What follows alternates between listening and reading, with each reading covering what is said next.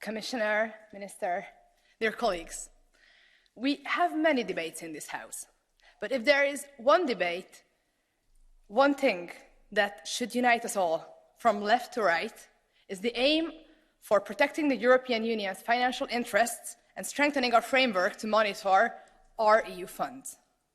It is the aim of making sure that European taxpayers' money actually reaches the ones who need it. And it has never been more important than now, with the cost of living crisis raging through Europe. Protecting the Union's financial interests is also not an ideological issue, and it should not be a divisive one. This is basic common sense. So I certainly hope that this report can count on your wide support. There have been many good improvements in the course of 2020, and this report welcomes these. The creation of the European Public Prosecutor's Office, the new rule of law conditionality regulation, or the strengthening of OLAF have all been consequential, and it will help better protect our financial interests. But also we need to do more. As we talked to the representatives of these institutions, one common issue they raised was that more staff and more funds are needed for anti-fraud work. And it's really a fair point. We have a historic new recovery fund. We have a much bigger budget, but our capacities to control this budget are not strengthened in parallel. And colleagues, protecting our financial interests has costs, but spending more on anti-fraud is actually saving us money in the end.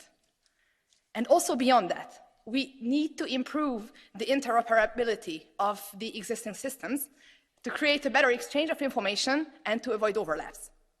We are also calling for binding legal obligations for member states to feed into the EU's database of beneficiaries called Arachne.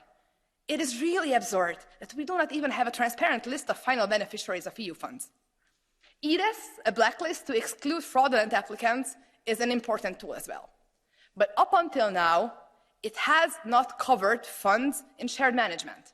And shared management covers 80% of all EU funds. We know it.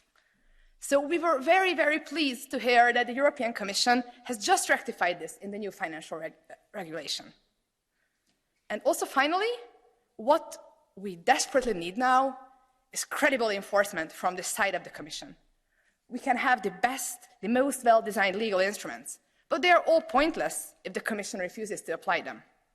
So just take the Recovery Fund as an example. The conditions are crystal clear and the tools are there.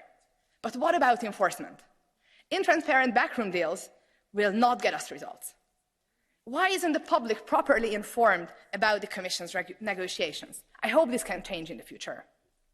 So colleagues, a box of shiny new tools does not make a good mechanic.